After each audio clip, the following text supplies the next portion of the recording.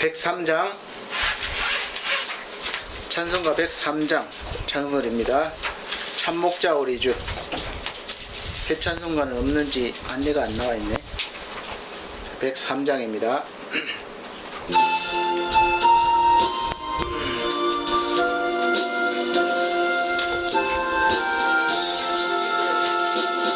참목자 오리주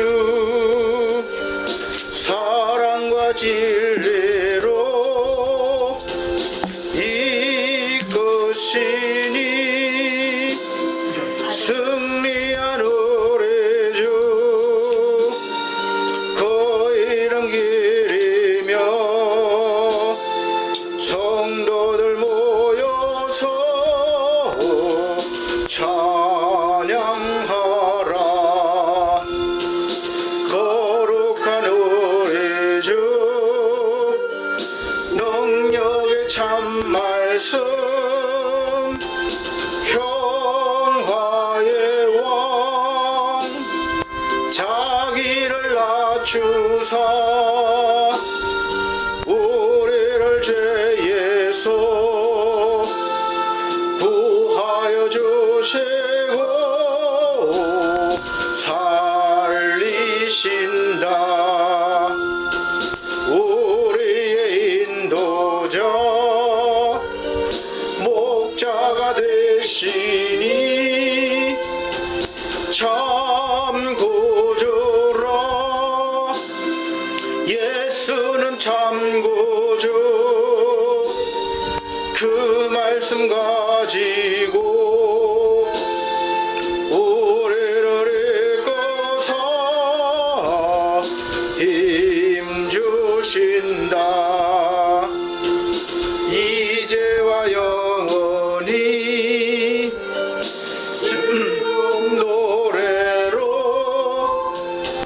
주를 찬양. 주님의 온 교회 거룩한 우리들 우리 왕 예수를 찬양하라.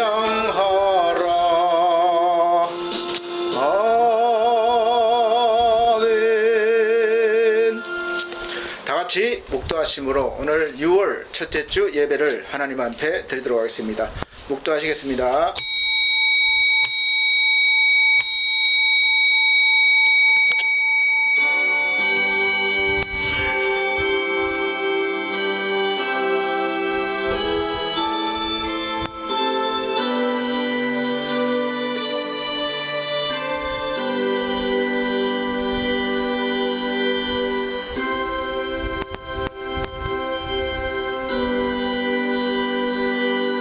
그러므로 염려하여 이르기를 무엇을 먹을까 무엇을 마실까 무엇을 입을까 하지 말라.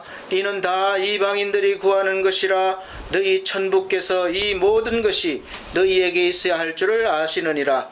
너희는 먼저 그의 나라와 그의 의를 구하라. 그리하면 이 모든 것을 너희에게 더하시리라.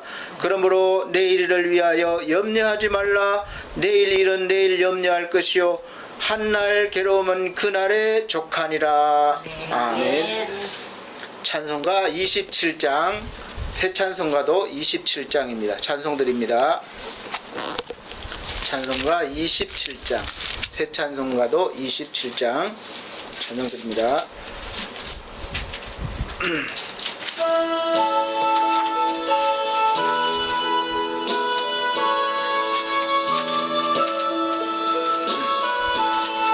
찾아드리세요.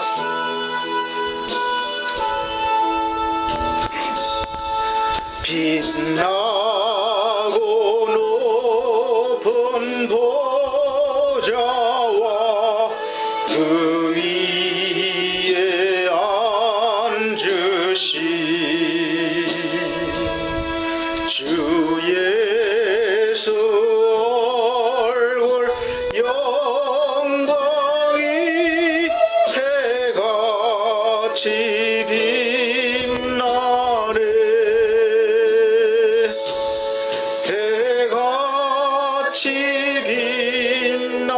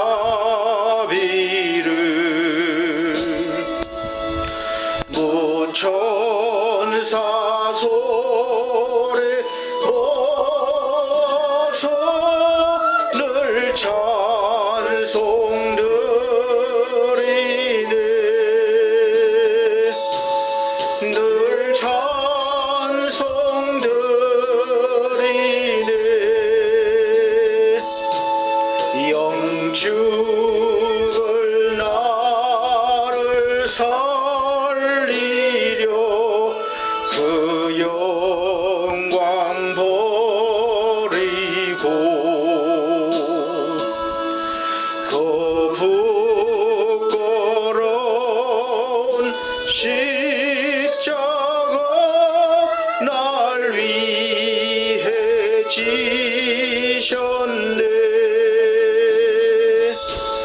날 위해 지셨네.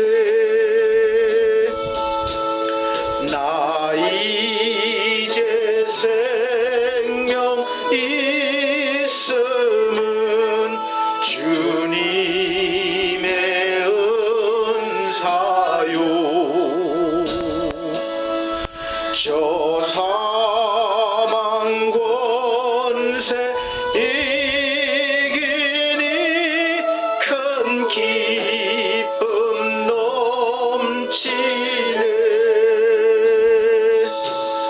큰 기쁨 넘치네. 주님의 보좌 있는데 천한 몸 이러러 그 영광 몸소 배울 때 내 기쁨 넘치리. 내 기쁨 넘치리.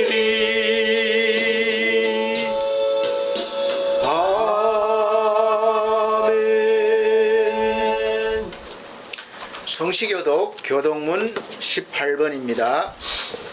시편 67편 찬송가 뒤에 교독문 18번. 시편 67편. 하나님은 우리를 긍휼히 여기사 복을 주시고 그 얼굴 빛으로 우리에게 비치사 주의 눈을 땅 위에 주의 구원을 만방 중에 알리소서. 하나님이여 민족들로 주를 찬송케 하시며 모든 민족들로 주를 찬송케 하소서. 열방은 기쁘고 즐겁게 노래할지니 주는 민족들을 공평히 판단하시며 땅 위에 열방을 지배하실 것임이니이다. 하나님이여 민족들로 주를 찬송케 하소서. 땅이 그 소산을 내었도다. 하나님 곧 우리 하나님이 우리에게 복을 주시리로다. 하나님 우리에게 복을 주시리니 땅의 모든 끝이 하나님을 경외하리로다. 아멘. 사도신경으로 다 같이 신앙 고백 드리겠습니다. 나는 전능하신 하나님 아버지 천지의 창조주를 믿습니다. 나는 그의 유일하신 아들 우리 주 예수 그리스도를 믿습니다. 그는 성령으로 잉태되어 동정녀 마리아에게 나시고 본디오 빌라도에게 고난을 받아 십자가에 못 박혀 죽으시고 장사된 지 사흘 만에 죽은 자 가운데서 다시 살아나셨으며 하늘에 오르시어 전능하신 하나님 우편에 앉아 계시다가 거기로부터 살아있는 자와 죽은 자를 심판하러 오십니다. 나는 성령을 믿으며 거룩한 공교회와 성도의 교제와 죄를 용서받는 것과 몸의 부활과 영생을 믿습니다. 아멘. 찬송가 249장, 새 찬송가도 249장입니다. 다 같이 찬송 드리신 후에 기도 드리는 시간을 갖도록 하겠습니다.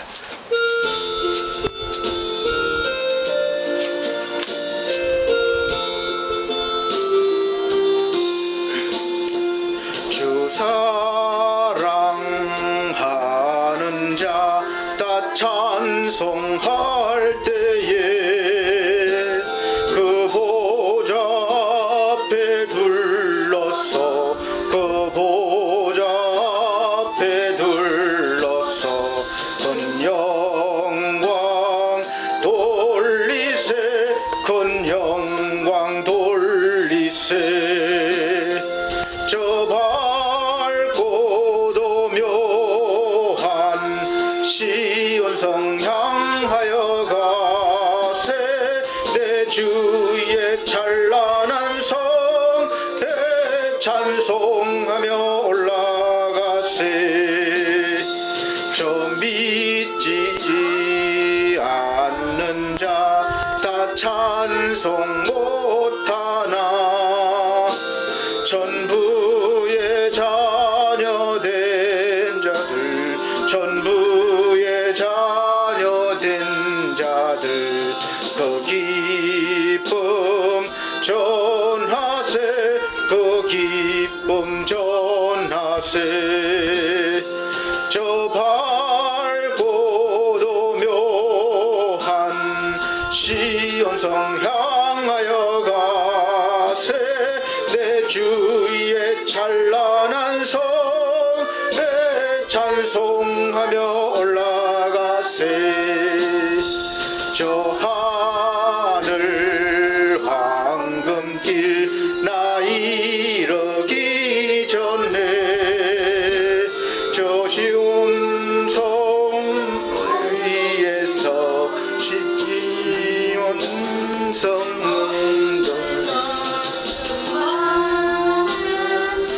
천사들 날 인도하리라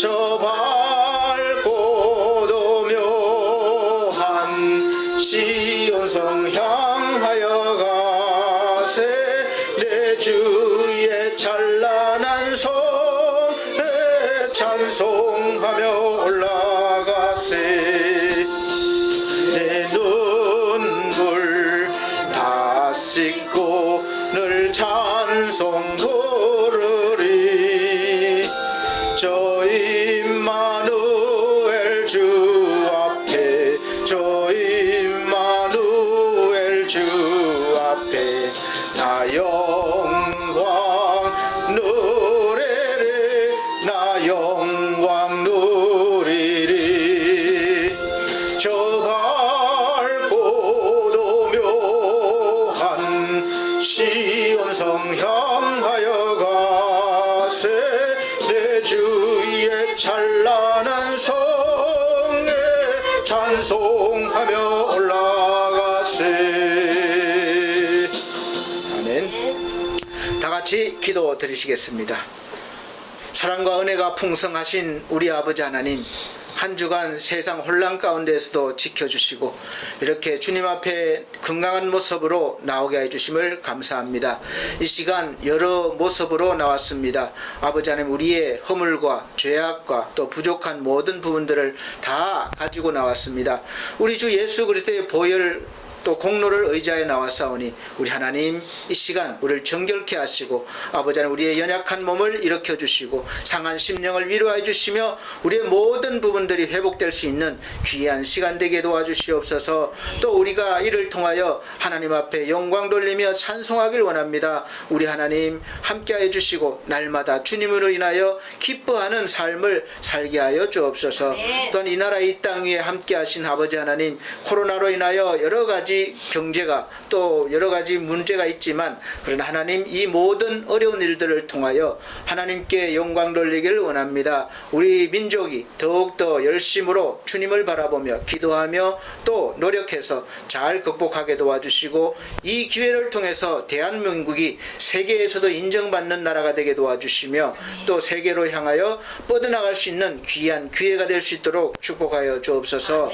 우리 하나님 또한 복음 전하기를 원합니다. 우리에게 사명을 주셨사오니 복음 들고 열방 가운데 나가 외칠 수 있도록 도와주옵소서. 또 우리 아직까지도 믿지 않는 주위의 영혼들이 많이 있습니다. 우리가 그들을 위해서 기도하며 복음 전할 수 있도록 담대함을 더하여 주옵소서.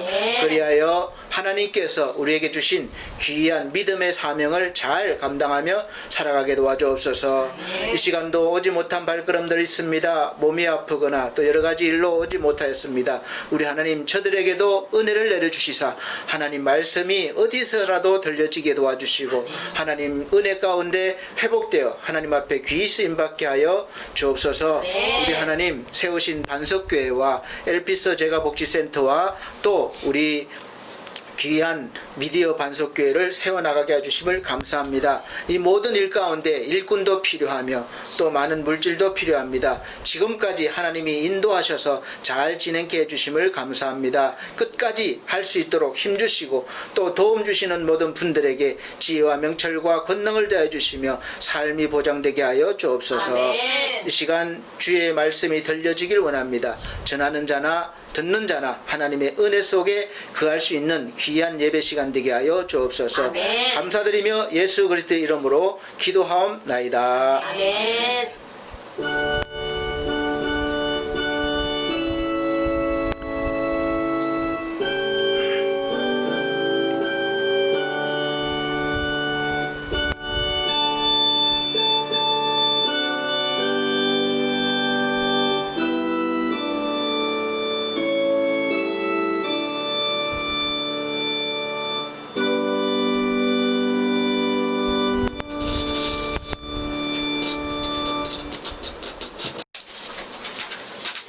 성경 말씀은 누가복음 신약성경 누가복음 17장 20절로 21절 말씀 봉독해 드리도록 하겠습니다.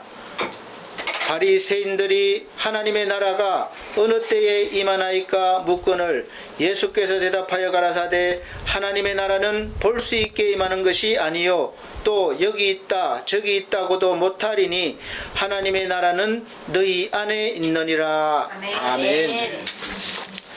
반갑습니다. 오늘도 하나님께서 은혜 주셔서 이렇게 건강한 모습으로 만나 뵙게 되어 감사드리며 하나님께 영광 돌리고 또 여러분들을 축복합니다. 6월달은 호국의 달로 이렇게 정하고 있습니다. 6.25 전쟁이라든지 여러 가지 때문에 기념일도 있고 또 나라를 위해서 특별히 생각하는 또 그런 달이기도 합니다. 그래서 제목도 나의 나라 나의 영원한 조국이라는 제목으로 말씀을 오늘 선포하겠습니다. 저와 여러분들의 나라, 우리의 조국은 대한민국이라는 이름을 가지고 있습니다. 우리가 사실 살아가면서 내가 어디에 속해 있는지, 속해 있고 어떤 나라의 국민이냐에 따라서 삶의 질이 많이 달라집니다.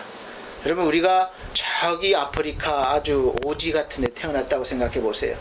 지금과 같은 어떤 삶의 수준은 누릴 수가 없어요. 물론 어떤 삶이 더 행복하냐에 따라서는 본인이 느끼기에 달라 있겠죠. 그러나 우리가 살아가면서 많이 누릴 수 있는 것들을 못 누리게 되는 거죠. 코로나 바이러스가 나타나기 전까지만 해도 우리나라를 많은 사람들이 헬조선, 지옥 같은 나라다. 그래서 우리나라를 떠나서 외국으로 이민을 가는 사람도 많았고 또 떠나려고 준비하는 사람도 많았어요. 살면서도 별로 만족감을 못 느끼고 그냥 불만 가운데 살고 있었습니다. 그런데 이 코로나 바이러스로 인해서 이제는 오히려 어떻게 보면 우리나라를 자랑스럽게 생각하는 사람들이 많아졌어요. 오히려 또 외국 살다가 다시 오는 경우도 있습니다. 사실 우리나라처럼 이렇게 의료 체계가 잘 돼 있고 또 어떤 복지에 대한 제도가 잘 돼 있는 나라가 많지가 않아요. 세계에서도. 물론 앞서는 나라도 있지만 전체적으로 봤을 때 우리나라도 아직까지 많이 부족한 점은 있지만 상당히 어느 정도 수준에 올라와 있다고 볼 수가 있습니다. 이 국가, 한 나라가 이루어지려면 첫째는 뭐가 있어야 돼요? 나라가 있어야 되려면 땅이 있어야 돼요. 땅이 우리나라가 좀 작아서 지금 어려움이 많잖아요. 중국처럼 크고 인구가 많으면 자체적으로 다 수출을 안 해도 다 자기들끼리 안에서 다 사고팔고가 돼요. 근데 우리나라는 너무 땅이 적고 그나마 반이 갈라졌고 또 인구도 적은 데다가 그러다 보니까 내수가 안 되는 거예요. 그래서 수출을 해야 그야말로 먹고 살 수 있는 나라입니다. 그러다 보니까 세계 경제가 어려우면 우리나라도 덩달아서 이제 수출이 막히기 때문에 어려워질 수밖에 없습니다. 그래서 땅이 있어야 되고 그 다음에는 국민, 백성이 있어야 되죠. 그러면 백성이 있으면 지도자가 왕이 있어야 됩니다. 그리고 또 왕이 있고 백성이 있으면 그냥 되는 게 아니잖아요. 법이 있어야 돼요. 법. 그래서 법이 있어야 합니다.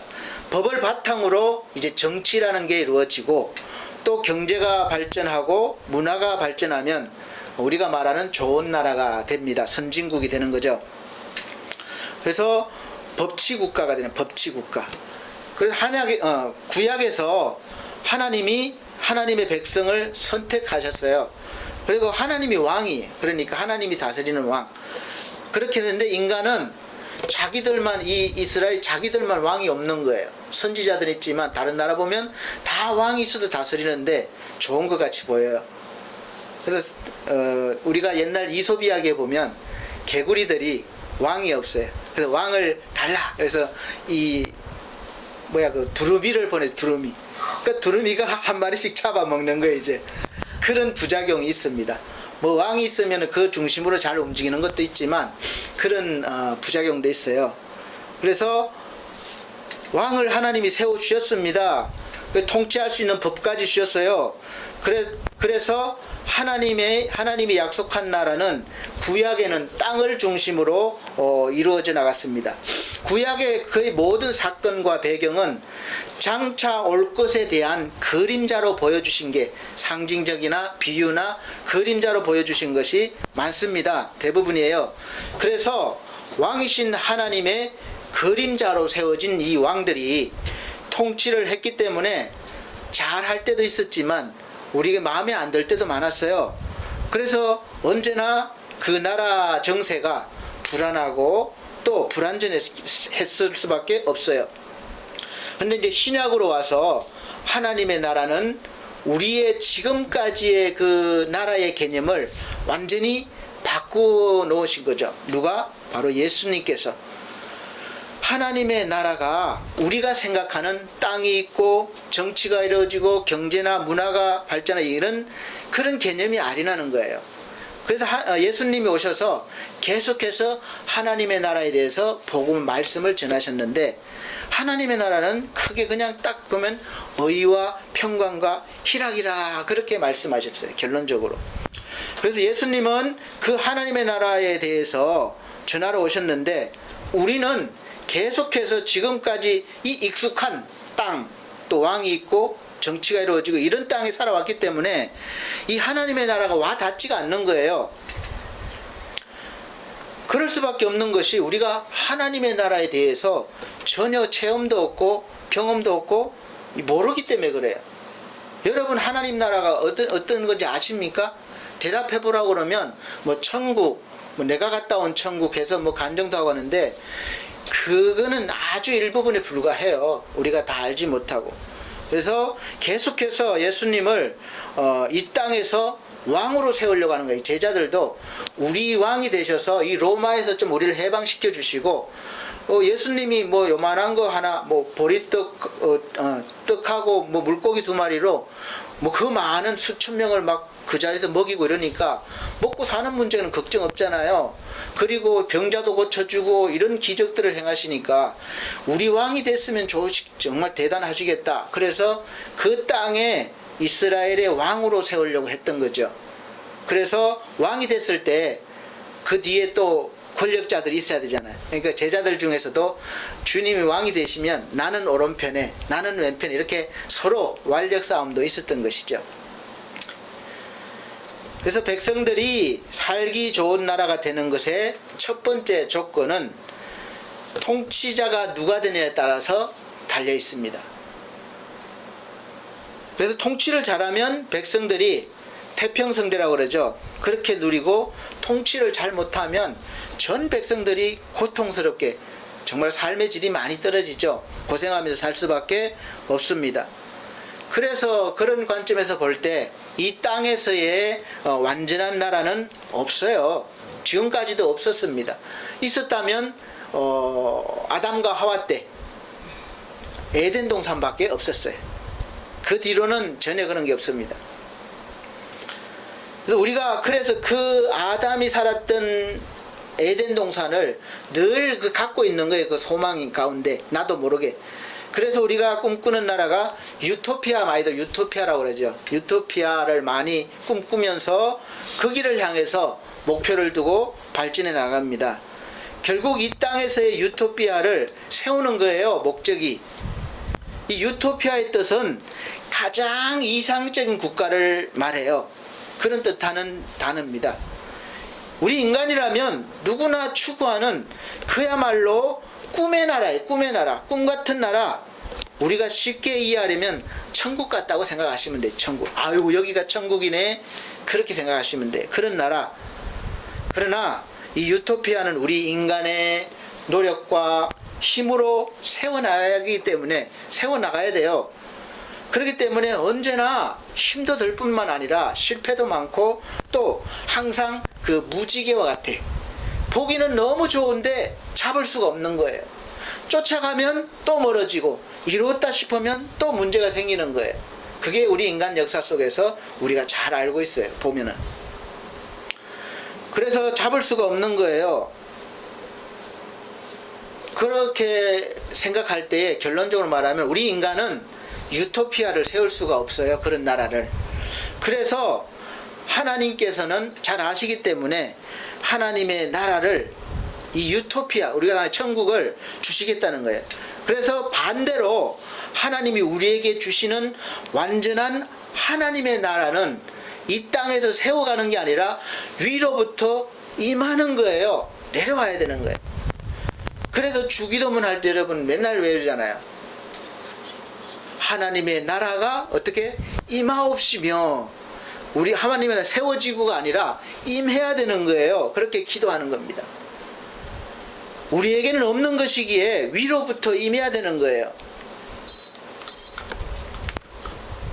그리고 하나님의 나라는 땅이 있어야 되고, 우리가 똑같이 경제가 발전해서 먹고 사는 문제가 해결돼야 되고, 또 평등과 자유가 있고 법의 통치가 잘 이루어져서 안전하게 살고 있는 것, 평안하게 사는 것, 그런 개념이 아니에요. 하나님의 나라는 위로부터 받아서 첫째는 보여지는 것이 아니라 우리 내면으로부터 시작되는 거예요. 속에서부터, 마음, 심령에서부터 시작되는 거예요. 하나님의 나라는 하나님이 통치하시는 나라라고 보시면 됩니다. 하나님의 말씀과 하나님의 의가 곧 법이에요. 평강과 기쁨이 삶의 수준을 높여줍니다. 결국 우리가 살아가면서 고생하면서 돈을 버는 목적이 무엇입니까? 왜 돈 벌어요? 그냥 근심 걱정 없이 살기 위해서 그래요. 그래서 먹고 사는 문제 걱정 안 하는 거, 그거잖아요. 이 문제가 완전히 해결되는 나라가 바로 하나님의 나라입니다.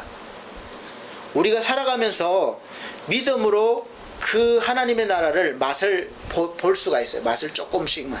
많이 볼 수도 있고 보기도 하고 누리기도 하지만, 완전한 하나님의 나라를 누림은 주님이 오신 다음에야 이루어질 것입니다. 그래서 우리가 잊어버리지 말고 소망하라고 하나님이 중간중간에 신앙생활 하는 사람들에게는 그 맛을 주시는 거예요. 잊어버리지 말라고 체험케 하시는 겁니다. 뭐 어떤 분들은 뭐 영안 가운데 갑자기 뭐 천국에도 갔다 오고 이런 분도 있지만, 그런 것은 지극히 개인적인 체험이고 우리와 동일시하게 하는 건 아니에요. 그냥 그런가 보다 하면 되고, 우리가 가장 정확한 것은 성경을 근거로 우리가 늘 알 수 있어야 됩니다. 하나님의 나라가 위로부터 임하면 걱정, 근심이 점점점 신기하게 없어지는 거예요. 저는 분명한 그런 체험이 있어요. 막 환상을 보고 뭐 음성이 들리고 이런 체험은 없는데, 너무 제 개인적으로 막 지옥과 같은 그런 고통 가운데 있을 때 하나님의 말씀을 듣는데, 테이프를 통해서요. 그때는 뭐 이런 막 발전한 시대가 아니에요. 그때 한 30년 정도 됐으니까, 신앙생활을 처음 할 때니까. 근데 그 테이프를 들으면서 갑자기 뭔가 확 열리는 느낌, 뭐 깨달은 느낌이죠. 그랬더니 걱정, 근심, 원망 이런 것이 신기할 정도로 그 밤에 하루 동안에 싹 없어지고 너무 기쁨이 막 넘치나는 거예요. 그런 체험을 했습니다. 아직도 그런 감동이 지금도 남아있어요. 그래서 이것이 바로 하나님의 나라다, 성령을 내가 받았다, 이런 그때 확신을 했던 거죠. 하나님의 나라가 위로부터 그래서 임하면 그런 것이 순식간에 없어질 수도 있고 또 점차적으로 없어질 수도 있습니다.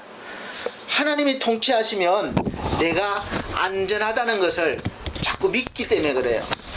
시편에서 천만인이 나를 둘러싸고 전쟁이 일어나도 나는 안전하더라. 나는 평안하지다.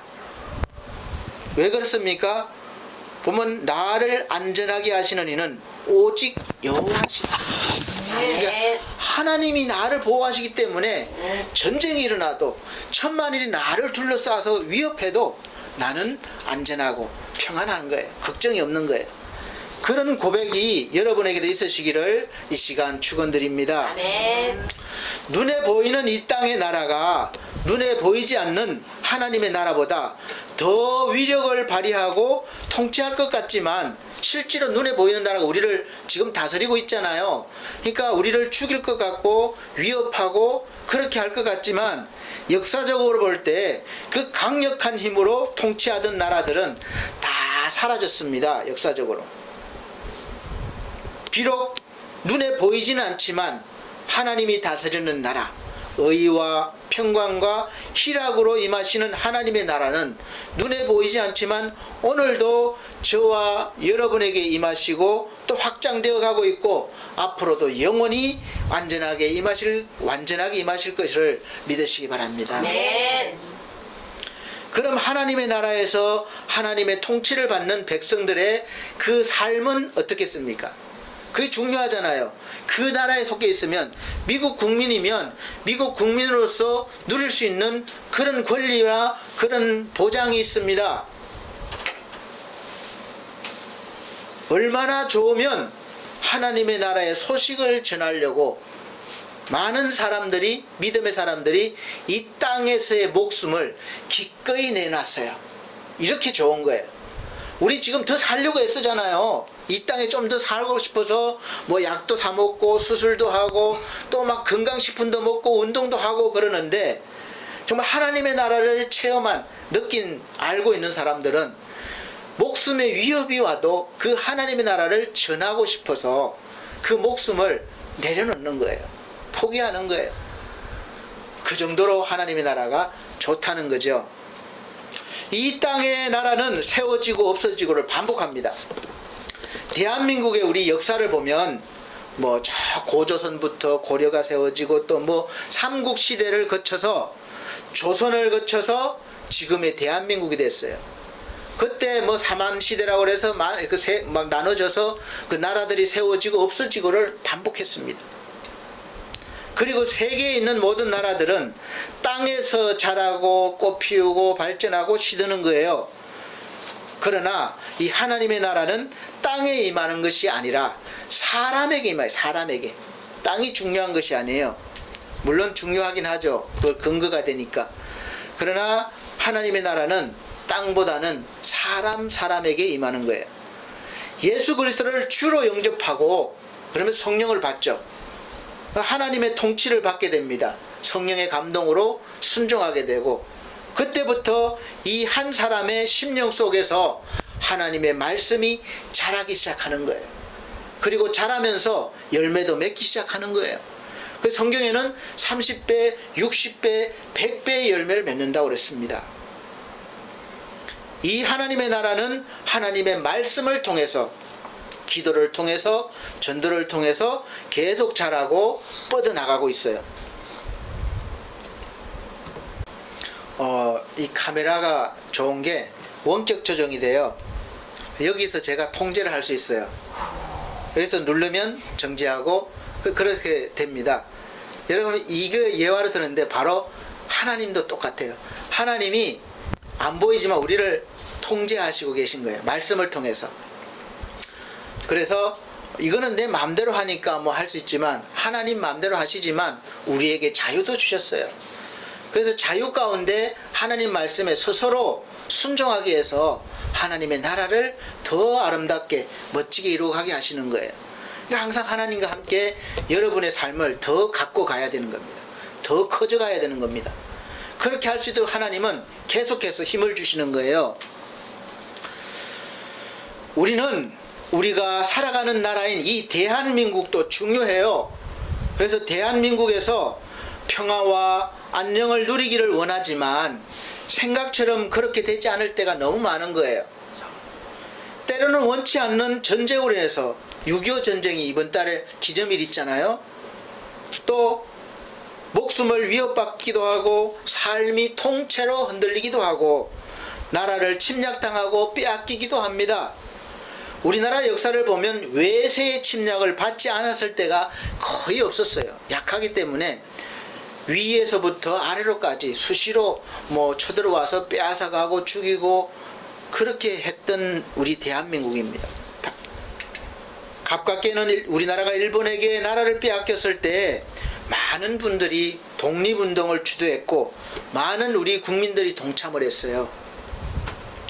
독립운동을 하셨던 분 중에 잘 알려지지 않은 우남 김성숙 선생이라는 분이 계시는데 얼마 전에 저도 알았어요. 성녀였습니다. 근데 독립된 나라의 기치를 자유와 행복을 위하여라고 주장했던 분이에요. 나라가 근간이 행복과 자유. 이분이 주장하는 자유와 행복은 개인이 아니라 모든 사람이 누리는 자유와 행복을 말하고 그런 나라를 추구했습니다. 근데 그게 제대로 되겠습니까? 그러다 보니까 이승만 정권에서도 인정을 안 하는 거죠. 그리고 박정희 정권 때도 인정을 안 하는 거예요. 감옥도 많이 왔다 갔다 했습니다. 본인은 나라를 위해서 그렇게 했는데 이게 현실하고 안 맞으니까 그러한 일들이 벌어지는 거예요. 누구나가 저도 그렇고 여러분도 그렇고 또 자유가 있고 또 행복이 누구 다 같이 이런 걸 꿈꾸는 거죠. 그런데 이제 막상 현실로 들어가면 그게 안 되는 겁니다. 그런 이상적인 나라는 이 땅에서는 이룰 수가 없어요. 분명하게 제가 말씀드립니다. 이건 제가 예언할 수 있어요. 예언. 그래서 왜냐하면 오늘 내가 행복하면 누군가는 나 때문에 불행해질 수도 있고 또 내가 많은 이익을 취하면 만족하면 누군가는 나 때문에 손해를 보게 돼 있는 거예요. 국가도 마찬가지입니다. 지금 선진국이 누리는 물질 문명 때문에 후진국은 보지도 못하고 듣지도 못한 그런 일들 선진국에 누리는 것들 때문에 환경오염이 많이 돼서 자기들은 모르는 사이에 피해를 많이 당하는 거예요. 물이 넘쳐나기도 하고 플라스틱이 막 바다에 나와서 고기가 죽기도 하고 피해를 당하는 거예요. 왜 그런지조차도 모릅니다. 그런데 다 같이 행복하고 잘 살겠습니까? 안 되는 거죠. 우리나라 이 작은 나라에서도 그래서 싸우는 거예요. 정치적으로. 우리 여기 의정부가 잘 살아야 돼. 아니다. 서울시가 잘 살아야 된다. 그래서 서로 다투는 거죠. 그래서 다 같이 잘 사는 나라, 자유와 평등과 정의가 있는 아름다운 나라를 우리는 늘 꿈을 꾸고 그 나라를 위해서 인류 역사 이래 수많은 훌륭한 분들이 많이 있었고 또 존경스러운 분들이 그런 뜻을 가지고 함께하는 사람들을 모으고 또 지지를 얻어서 사회운동을 일으키기도 하고 또 국가의 지도자가 되어서 좋은 정책들을 만들고 펼쳐왔지만 끝내 그렇게 바라던 나라가 이루어지는 것을 보지 못하고 세상을 다 떠났고 또 슬프지만 지금도 그렇고 앞으로도 그렇고 그런 나라를 보지 못할 거예요. 이 땅에서는. 오늘 내가 사는 이 지역이 개발경제지역으로 선정이 되어서 헌집들을 다 허물고 살기 좋은 아파트나 고급 빌라를 짓겠습니다. 그래서 정책적으로 나라에 정했습니다. 그러면 다 같이 좋아야 되잖아요. 좋은 집을 지어준다는데. 그래서 집을 막 부숴요. 그런데 어떤 일이 나요? 많은 사람들이 반대하고 데모도 하고 그래서 죽기 살기로 싸웁니다. 개발 못하도록. 왜 그렇습니까? 여기에서 누군가 이익 때문에 대환영을 하고 또 그 반면에 누군가는 그나마 살던 집도 비워줘야 되고 이보다 못한 삶을 살 수도 있기 때문에 반대를 하는 거예요. 그래서 마음이 아프고 슬픈 거죠. 더 나은 복지국가를 위해서 여러분, 더 많은 세금을 거두고 복지 정책을 펴면 온 국민이 다 좋아할까요? 좋아하시겠습니까? 혜택을 많이 준다는데 지금 뭐 기본소득을 다 주자 지금 그런 이야기들 하고 있잖아요. 아마 되긴 될 거예요. 수입이 많은 사람이나 적은 사람이나 기본소득이라고 말하면 그냥 뭐 한 사람 앞에 50만 원 매달 주는 거예요. 평생 동안. 그러면 좋겠죠. 근데 문제는 누군가는 또 더 내야 된다는 거죠. 그래서 혜택을 받는 사람은 대환영이지만 세금을 더 많이 내야 되는 사람은 싫은 거예요. 불만인 거죠. 내가 열심히 버는 돈을 내가 왜 저 사람들을 위해서 더 많이 냅니까? 그렇게 되는 거죠. 그래서 세금을 적게 내는 나라로 아예 회사도 옮기고 이민 가는 거예요. 그런 나라들이 많이 있습니다. 복지정책 좋은 것 같죠? 좋죠. 그러나 부작용이 따릅니다. 그렇게 부자들은, 잘 사는 사람들은 다 떠나요. 그러면 이제 다 떠나고 나면 세금을 누가 내요? 또 가난해지는 거죠. 그래서 복지는 다 준다고 되는 것이 아니라 적절해야 돼. 적절해야 돼. 이같이 우리는 다 같이 행복하고 잘 사는 나라를 꿈꾸지만 이 땅에서는 절대로 이루어질 수가 없습니다. 누구나 꿈꾸는 이 유토피아는 하나님께서 우리가 이 땅에 살면서 완전한 나라를 이루기 위한 기준, 즉 모형으로 준 거예요. 모형. 제가 자주 말씀드리지만 진짜의 그림자로 하나님이 계속 보여주시는 거예요. 우린 그걸 경험하고 체험하면서 이게 이렇게 좋으면 진짜 하나님의 것은 얼마나 좋을까, 이거가 연결이 되어야 되는 거예요. 그래서 여기가 좋다, 여기에 살자, 그러면 안 되는 거죠. 근데 많은 사람들이 착각을 하고 그게 여기서 영원할 것처럼 하나님은 자꾸 뒷전으로 가는 거예요. 진짜는 뒷전으로 가고 지금 것이 너무 좋다는 거죠. 그래서 하나님이 약속하신 젖과 꿀이 흐르는 가나안 땅도 결코 영원한 나라가 될 수 없습니다. 그 이유는 장차 올 영원한 하나님 나라를 바라보면서 소망하게 하시기 위해서 하나님께서 모형으로 주신 거예요. 그림자로 주셨기 때문에 그래요. 그래서 그림자 같은 이 땅의 나라는 햇볕이 나면 분명해서 살기 좋은 그런 시절 같아요. 그러나 구름이 끼고 해가 넘어가면 어두워지고 또 고통의 시절이 시작됩니다. 역사를 보면 어떤 나라든지 왔다 갔다 하는 거예요. 그 역사를 지나오면서 하나님께서는 계속해서 더 나은, 더 완전한 하나님의 나라를 찾게 하시고 바라보게 하시고 소망하게 하셨어요. 왜 그렇습니까? 우리가 그 그림자도 필요한 거예요. 우리가 그 그림자를 보고 더 좋은 나라를, 본체를 소망할 수 있기 때문에 그래요. 그래서 그 본체를 향해서 우리는 때로는 투쟁도 하고 때로는 전쟁도 불사하면서 그것을 쟁취하려는 의욕이 일어나는 의욕. 그래서 우리가 하나님 나라를 아는 사람은 그런 의욕으로 불타오릅니다. 그래서 쟁취하려고 하는 거예요. 전쟁도 불사합니다. 목숨도 기꺼이 버릴 수 있어요. 왜냐? 그걸 소망하기 때문에. 많은 지도자들이 평화적으로 또는 독재적으로 그들이 바라던 나라를 위해서 나름대로 최선을 다했지만 결국은 실패했습니다. 링컨 대통령은 흑인이나 백인이나 좀 인간답게 사는 나라를 만들기 위해서 노예 제도를 폐지했습니다. 얼마나 좋아요. 인간이 노예를 살아가는데 얼마나 처참합니까? 그거를 노예 제도를 없앴어요. 그러면 노예들은 해방이니까 얼마나 좋습니까? 그런데 반대로 노예를 통해서 돈을 버는 사람들은 이제 일꾼이 없어졌잖아요. 돈을 주고 사람을 써야 되잖아요. 그러면 자기 수익이 줄어들어요. 그래서 반대하는 거죠. 그래서 전쟁이 일어났습니다. 남북전쟁. 그런 아픔까지 겪으면서 시도했지만 결국 노예제도는 철폐됐지만 인종차별은 사실 오늘날까지 있어요. 지금 왜 흑인 폭동이 일어납니까? 백인들이 흑인을 무시하는 거예요. 대우를 제대로 안 해준다는 거예요. 인격적으로. 그래서 그런 대우를 받고 하다가 어떤 계기를 통해서 이제 그 참았던 것이 폭발하는 거죠. 지금 그런 상태입니다. 히틀러는 위대한 나라를, 우수한 민족을 통해서 자기들이 그렇게 나라를 세워가기 위해서 전쟁을 일으키고 유대인들을 많이 학살까지 했지만 결국 그가 꿈꾸던 나라를 세우지 못하고 전쟁에서 아주 크게 패했고 역사 속에서 독재자로 남아 있습니다. 근데 그 실패한 나라, 인간이 그렇게 꿈꾸던 그 유토피아를 이루어 주시기 위해서 예수님이 오셨다는 거예요. 이게 우리에게 들려주는 소식, 기쁜 소식입니다.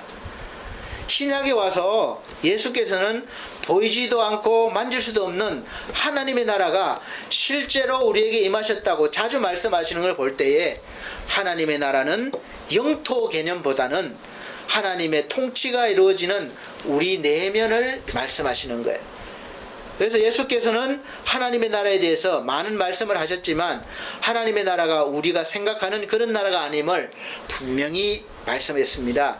요한복음 18장 36절 보면 예수께서 대답하시되 내 나라는, 그러니까 천국, 주님의 나라, 내 나라는 이 세상에 속한 것이 아니라 만일 내 나라가 이 세상에 속한 것이었다면 내 종들이 싸워 나로 유대인들에게 넘기우지 않게 하였으리라. 이제 내 나라는 여기에 속한 것이 아니라, 이 땅에 속한 것이 아니라고 계속 강조하고 계세요. 근데 그렇게 말씀해도 이 땅의 왕으로 세우려고 자꾸 사람은 그렇게 노력하는 거예요. 이 땅에 속한 것이 아닙니다. 그래서 알기 쉽게 하나님의 나라, 천국을, 우리가 꿈꾸는 유토피아를 마태복음 13장에서 또 다른 여러 곳에서 비유로 많이 말씀하셨는데, 그 비유가 전부 보이는 것을 가지고 하는 것이 아니라 우리 내면에서 하나님의 말씀을 받았을 때 그 말씀이 우리를 어떻게 변화시켜 나가면서 열매를 맺게 하는지에 대한 비유예요. 보화의 비유에서도 눈에 보이는 보화를 다 팔아서 더 귀한 보화를 사라는 거예요. 그게 뭡니까? 주님을 사라는 거예요. 주님. 귀한 진주 발견한 사람은 다 팔아서 그 진주를 사라는 거예요. 그게 보이는 어떤 물건을 말하는 것이 아닙니다. 그래서 그것을 샀을 때 그 마음에서 나오는 기쁨과 행복과 그런 것들이 바로 천국이다. 그것이 계속 이어지는 것을 천국이라고, 천국. 심지어 예수께서는 하나님의 나라가 이미 우리 안에 있다. 오늘 말씀이 그거잖아요. 너희 안에 임하였다. 우리들 마찬가지 바리새인과 같이 하나님의 나라가 어느 때에 임하겠습니까? 물어보는 거죠. 예수께서 대답하여 가라사대 하나님의 나라는 볼 수 있게 임하는 것이 아니요 또 여기 있다 저기 있다고도 못하리니 하나님의 나라는 어디 있다? 너희 안에 있느니라. 할렐루야. 아멘. 이렇게까지 말씀하시는 것을 봤을 때 하나님의 말씀을 듣고 예수 그리스도가 구원자이심이 믿어졌을 때 이미 그 하나님의 나라가 그 심령 속에 임하셨고 이미 시작되었다는 것입니다. 이걸 믿으셔야 되는 거예요. 저나 여러분이 마음 깊은 곳에 하나님이 다스리시고 계시다면은 하나님의 나라가 이미 임하신 줄 믿으시길 바랍니다. 그리고 하나님의 나라의 백성이 된 것이고 이제 영주권도 받았어요. 그러므로 이제 하나님 나라의 백성으로서 권리, 이 시민권까지도 받았으니까 마음껏 누리시길 바랍니다. 그 믿음으로 누릴 수 있는 거예요. 예수는 자주 말씀하셨습니다. 그리고 계시록에서도 잠깐씩 설명해져 있긴 한데 우리가 실감하지도 이해하지도 못해요. 그도 그럴 것이 우리는 한 번도 이 하나님의 나라를 경험해 보지 못한 나라이기 때문에 그래요. 진짜를 설명하면 이해를 잘 못하니까 알기 쉽게 비유를 통해서 설명해 주신 겁니다. 그래서 하나님의 나라는 이렇게 시작됩니다. 그럼 과연 하나님의 나라가 어떤 나라겠습니까? 그리고 그 나라의 백성이 되면 중요한 것은 백성이 되려면 어떻게 해야 됩니까? 그래서 첫째 하나님의 나라가 어떤 나라냐? 계시록 21장 여러 군데 있지만 한 군데만 보겠습니다. 계시록 21장 1절에 4절 보면 잠깐 언급된 하나님의 나라의 모습을 보면 우리가 보고 느끼는 세계가 아니에요. 거기 보면 새 하늘과 새 땅이 있다. 새 하늘과 새 땅. 우리가 지금 보는 것이 아니라는 거죠. 그리고 하나님이 우린 지금 안 보이잖아요. 근데 거기에는 하나님이 하나님의 백성과 친히 함께 하시며 그 백성의 모든 눈물을 씻기시고 다시는 사망이 없고 애통하는 것이나 곡하는 것이나 아픈 것이 없다. 이것이 바로 하나님의 나라예요. 얼마나 좋습니까? 이 하나님의 나라가 저와 여러분 거예요. 그리고 계속해서 보면 하나님의 영광이 가득하고 거룩한 성 예루살렘이 있는데, 보면 성곽과 문들은 온갖 보석으로 장식이 되어 있어요. 그리고 하나님이 빛이 되셨기 때문에 해가 달도 필요가 없는 거예요. 없어도 된다는 거죠. 쓸 데가 없다는 거예요. 그리고 악한 자들은 결코 들어올 수가 없습니다. 오직 어린 양, 예수님을 믿는 사람들이, 어린 양의 생명책에 기록된 자들만 거기 살 수 있는 자격이 있다는 겁니다. 이 어린 양이 누굽니까? 바로 예수님이에요. 생명책에 기록됐다는 것을 믿는다는 거죠. 둘째로 하나님의 나라의 영주권, 다시 말하면 영주권을 받으려면, 다시 말하면 자격을 어떻게 받을 수가 있는가? 중요한 거죠. 세상에서 치르는 시험의 상당수가 자격 시험이에요. 저도 목사고시 봤습니다. 목사로서 자격증 있어요? 자격증 없으면 목사 못합니다. 그리고 사회복지사 자격증이 있어요. 공부하고 시험도 보는 거죠. 그리고 또 요양보호사들도 자격증이 있어요. 모든 자격증이 있습니다. 사법고시도 알고 보면 판사나 검사가 되기 위한 자격시험이고, 의대를 졸업하려면 국가고시를 통해서 의사 자격시험을 통과해야 의대 가서 의사가 됩니다. 이처럼 국가에서 시행하는 수많은 시험은 자격이 있는지 다 검증하는 시험이에요. 우리에게 만약에 천국에 들어갈 자격이 있는지 오늘 시험이 있다면 여러분 합격할 수 있겠습니까? 아멘. 합격할 수 있겠어요? 우리 저 구독자 합격할 수 있겠어요? 네. 오, 할렐루야. 근데 좋습니다. 지금. 그래서 지금처럼 그렇게 시험이 있다면 지금처럼 우리가 안일하게 신앙생활을 할 수 없을 것이 분명합니다. 합격하기 위해서 막 열심히 공부하고 뭐 해야 될 거 아니에요. 요한복음 3장 5절 보면 천국은 심령으로 거듭난 사람이 가는 곳이고, 또 마태복음 7장에도 보면 주여 주여 하는 자마다, 그러니까 교회만 다닌다고 다 천국 가는 것이 아니라 하나님의 뜻대로 행하는 자들만 갈 수 있다. 그리고 누가복음 18장에도 어린아이처럼 겸손한 자들만 가는 곳이다. 그리고 계시록 19장에 보면 예수님의 보혈로 자신의 죄, 그러니까 세마포를 날마다 빨아서 거룩한 성품과 행위를 지닌 자들만이 가는 곳이다. 여러분 이런 자격 있어요? 없어요. 저도 없어. 목사지만 이처럼 천국을 누릴 수 있는 자격은 쉽지가 않아요. 그런데 하나님께서 그 자격시험을 통과할 수 있는 방법을 주셨어요. 아주 쉽게 하셨습니다. 이게 복된 소식이에요. 로마서 10장 9절 10절 보면 내가 만일 입으로 예수를 주로 시인하며 또 하나님께서 그를 죽은 자 가운데서 살리신 것을 내 마음에 믿으면 자격을 얻는다, 구원을 얻으리니 사람이 마음으로 믿어 의에 이르고 입으로 시인하여 구원에 이르느니라. 아멘. 누구든지 예수를 하나님의 아들이라 시인하면 하나님이 저 안에 계시고 거하시고 저도 하나님 안에 거하느니라. 요한복음 3장 16절 다 아시죠? 하나님이 세상을 이처럼 사랑하사 독생자를 주셨으니 이는 저를 믿는 자마다 멸망치 않고 영생을 얻게 하려 하심이니라. 요한복음 12장 47절에도 사람이 내 말을 듣고 지키지 아니할지라도 내가 저를 심판하지 아니하노라. 내가 온 것은 세상을 심판하려 함이 아니요 세상을 구원하려 함이로다. 이 밖에도 무수히 많은 곳에서 말씀하셨어요. 그래서 그런 말씀이 있는 것을 볼 때에 하나님은 하나님의 백성이 되고 하나님의 나라에서 살 수 있는 자격을 아주 쉽게 해놓으셨다는 것을 믿으시기 바랍니다. 아멘. 종합해서 한마디로 말하면 간단해요. 하나님이 보내신 자 예수 그리스도를 내가 믿고 내 구주로 받아들이고 나의 구원자임을 믿으면 되는 거예요. 주는 그리스도시요 살아계신 하나님의 아들입니다. 그 고백이면 되는 거예요. 그런데 내가 뭐 11조도 해야 되고 주일도 지켜야 되고 막 그렇게 해야 구원받 자격이 생긴다. 그렇게 듣는다면 그건 아니에요. 못 가요. 그러면 자격을 얻을 수가 없어요. 평생에도 늘 부족하잖아요. 그래서 하나님 이런 방법을 만들어 주신 게 복음, 복된 소식이다. 그런 다음에 어떻게 살아갔냐, 그거에 연결이 되는 거죠. 그래서 자격이 저와 여러분들은 다 주어졌습니다. 그러나 이제부터는 그 자격으로 무엇을 할 것인가, 무엇을 할 것인가. 난 목사 자격을 얻었어요. 그러면 내가 그 자격증으로 뭘 할 것인가. 내가 목사 자격증 가지고 빵 장사하면 되겠습니까? 아니, 빵 장사가 뭐 나쁘다는 게 아니에요.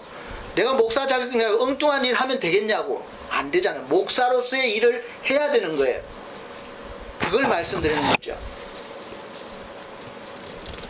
다시 말하면 구원받은 것과 하나님의 자녀로서 어떻게 살아가는 것 차이입니다. 그래서 하나님의 나라의 시민권과 영주권을 받았다. 이것은 그것을 가지고 어떤 삶을 살 것인가예요. 영주권은 그 나라에 영원히 살 수 있는 자격을 말해요. 시민권은 그 나라에 살면서 그 나라 시민으로서 누릴 수 있는 모든 자격을 말합니다. 법적인 지위를 말해요. 투표권이 있고 법에서 보장하는 보호받을 권리와 누릴 수 있는 권리 등이 있습니다. 이 시민권이 없으면 영주권이 있어도 안 돼요. 투표도 못 해요.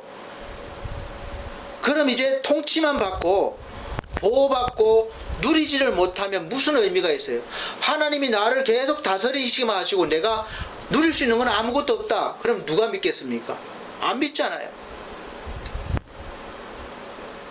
우리가 하나님의 백성으로서 누릴 수 있는 특권, 첫째는 안식할 수 있는 안식. 제일 중요한 게, 우리가 살아가면서 쉰다는 것은 얼마나 중요한지 몰라요.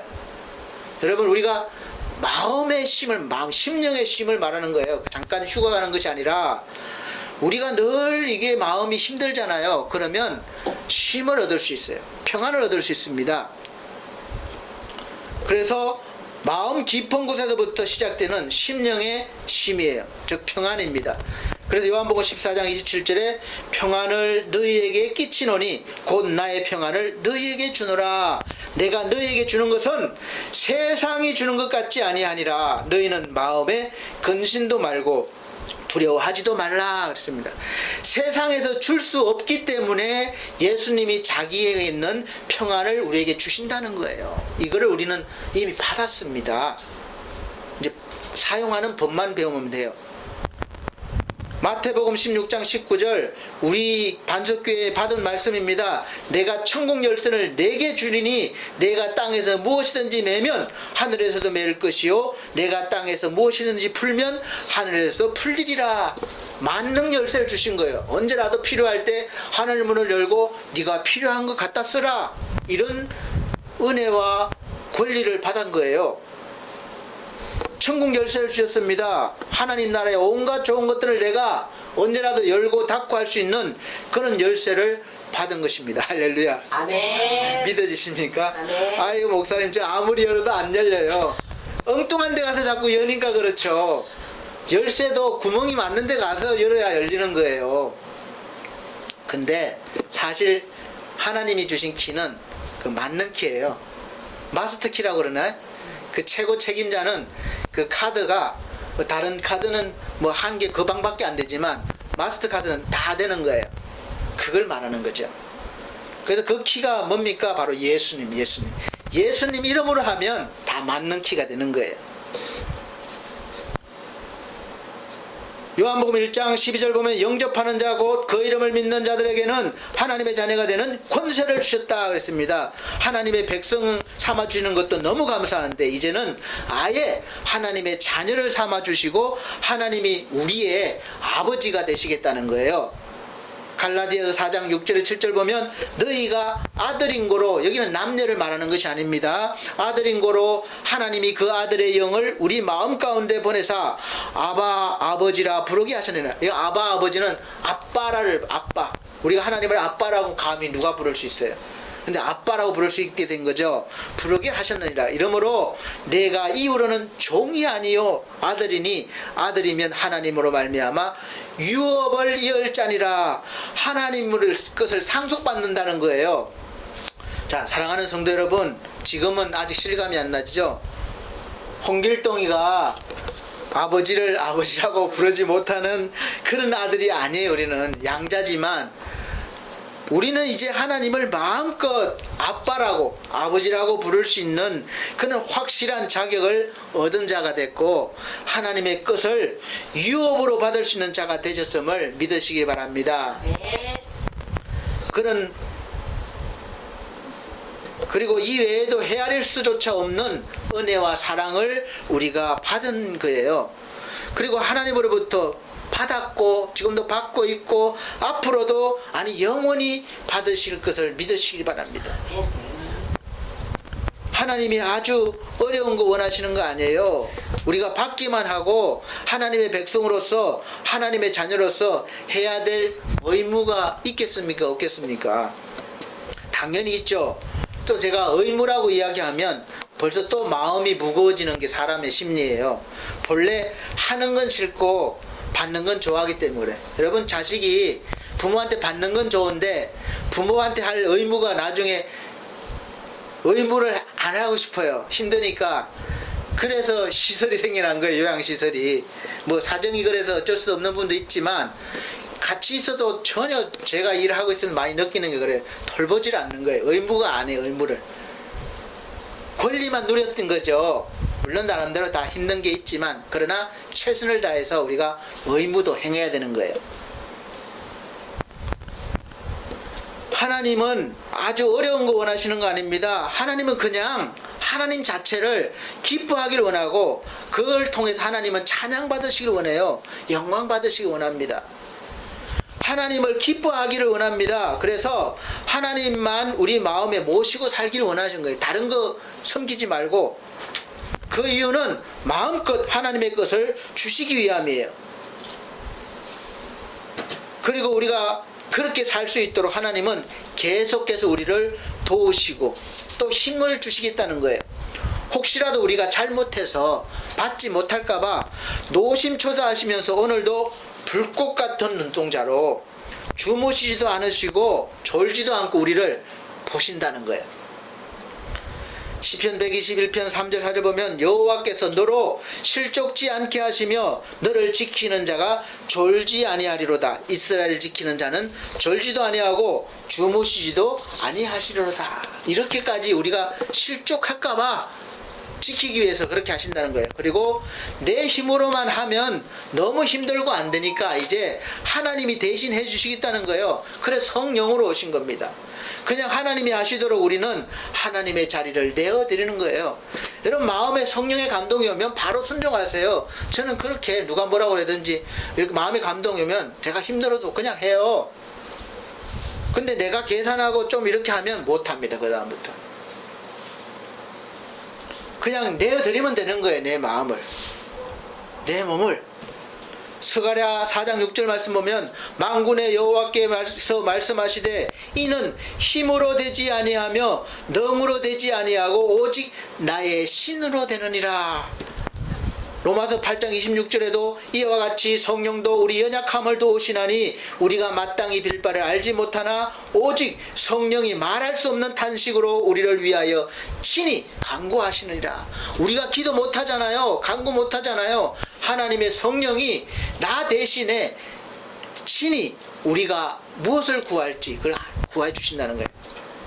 사랑하는 성도 여러분, 우리가 사는 동안 우리가 살고 있는 이 나라 대한민국이 좀 더 강하고 좀 더 부강하고 자유롭고 평등하고 그렇게 살기 좋은 나라가 되기 위해서 우리가 노력해야 돼요. 그래서 뭐 5.18 광주 사태나 4.19 혁명이나 이런 것들이 일어난 것처럼 우리도 그런 투쟁도 해야 됩니다. 때에 따라서는 독재에 대항을 하고. 그러나 이제부터는 여러분 속에 하나님의 나라가 임하셨음을 깨달으시고 비록 그림자를 넘어서 진짜를 누리시기를 원합니다. 이 하나님의 나라를 믿음으로 날마다 넓혀 가셔서 여러분의 인생 전체가 하나님의 통치를 받는, 그리고 또 하나님의 것을 마음껏 사용하시면서 누릴 수 있는 그런 삶을 사셔서 하나님께 영광을 돌리시길 바라며, 또 그런 존귀한 인생을 사시기를 예수 그리스도로 축복합니다. 아멘. 기도하겠습니다. 하나님 감사합니다. 하나님의 나라 어떻게 다 설명을 할 수 있겠습니까? 하나님의 나라가 우리에게 이미 임하였다는 것을 이제는 확신했습니다. 이제 그 나라가 우리 속에서 점차적으로 넓어지며 확장되어지며 또 풍성한 그런 열매들을 거둘 수 있는 믿음을 더하여 주시옵소서. 또 이 하나님의 나라를 우리가 다른 사람들에게도 증거할 수 있는 믿음의 능력도 더하여 주옵소서. 하나님 감사드리며 예수 그리스도 이름으로 기도하옵나이다. 아멘. 찬송가 245장, 새 찬송가 210장 찬송 드리시면서 준비하신 예물 드리도록 하겠습니다. 찬송가 245장, 새 찬송가 210장입니다.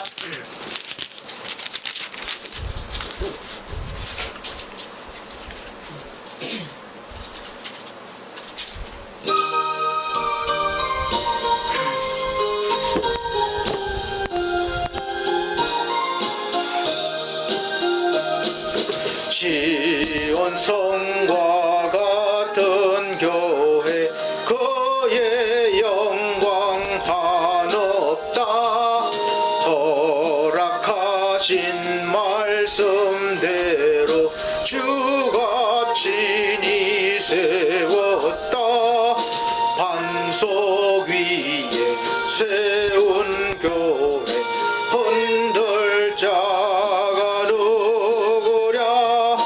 모든 원수에 워싸도 아무 근심 없도다. 생명샘이 흘러나와 모든 성도 마치니 언제든지 솟아나와 부족함이 없도다. 이런 물이 흘러가니 목마를 자 누구랴. 주의 은혜 봉족하여 넘치고도 넘친다. 주의 은혜 내가 받아 시온 백성 되는 때 세상 사람 비방해도 주를 찬송하리라. 헛생 헛된 모든 영광 아침 안개 같으나 주의 자녀 받을 복은 영원 무궁하도다. 아멘. 기도 드리겠습니다. 우리 하나님을 감사하여 11조 예물 드렸습니다. 주정헌금 드렸습니다. 감사 예물 드렸습니다. 또 건축 예물과 선교 예물 드렸습니다. 우리 하나님 아버지 귀한 예물들이 곳곳에 귀하게 잘 쓰임받을 수 있도록 도와주시고, 또 이 쓰임을 받음을 통하여 생명들이 살아나고 열매 맺는 귀한 하나님의 은혜의 역사가 있게 하여 주시옵소서. 귀한 손길들 기억하시고 저들의 삶 속에서 날마다 하나님의 나라가 펼쳐지며 또 누릴 수 있는 귀한 은혜를, 귀한 복을 허락하여 주옵소서. 예수 그리스도 이름으로 축복하고 기도함나이다. 아멘. 감사합니다. 교회 앞에 광고드립니다. 코로나 바이러스가 여전히 진행되고 있어서 각별한 주의가 필요합니다. 마스크 착용 꼭 해주고, 마스크 없으신 분들은 이야기하면 드리겠습니다. 오늘 제가 2통 가져왔는데 가져가시기 바랍니다. 그리고 계속해서 손 소독 잘 해주시고, 우리 반석 미디어 교회를 위해서 기도해 주시기 바랍니다. 제가 바빠서 잘 진행이 못하는데, 그리고 모든 것이 같이 엮여 있어서 LP 홈케어라든지 제가 복지센터라든지 다 다 연결된 하나님의 사업이에요. 기도해 주시기 바랍니다. 또 돕는 우리 김성곤 형제님이 있는데 너무 열심히 해줘서 제가 민망할 정도예요. 그래서 그래도 너무 감사해요. 하나님이 귀한 일꾼 보내주셔서. 그래서 우리 성곤 형제를 위해서도, 가정을 위해서, 사업을 위해서도 기도해 주시기 바랍니다. 61장 찬송 드립니다. 61장 새 찬송가 51장 찬송 드리고 예배를 마치도록 하겠습니다.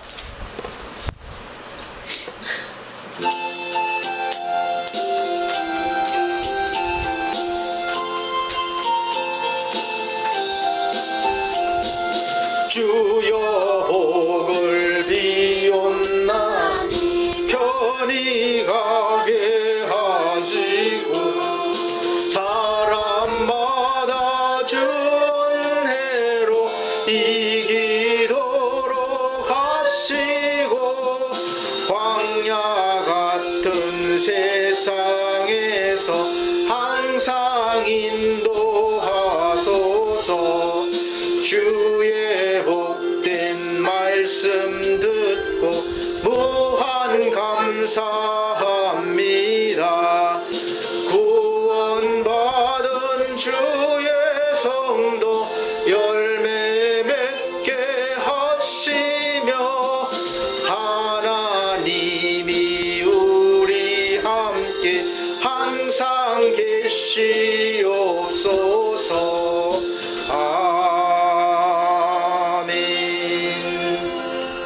기도드리겠습니다. 우리 사랑이 많으신 하나님 아버지, 우리가 하나님 앞에 구할 것이 너무도 많이 있습니다.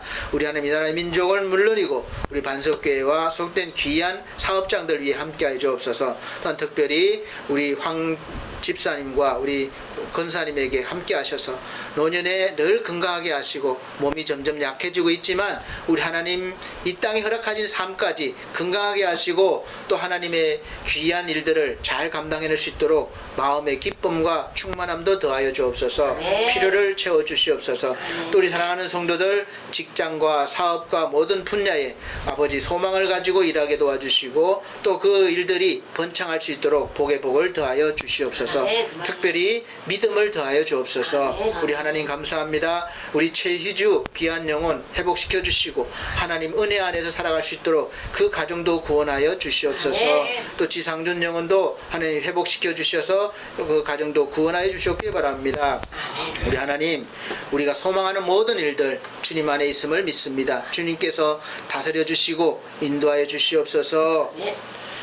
이제는 우리 주 예수 그리스도의 은혜와 하나님의 극진하신 사랑과 성령님의 감화감동 교통하신 은혜가 오늘 말씀을 듣고 날마다 천국을 누리며 또 천국을 전하기를 원하는 사랑하는 성도들 머리 위에 이 나라의 민족 위에 지금으로부터 영원토록 함께 계실지어다. 아멘.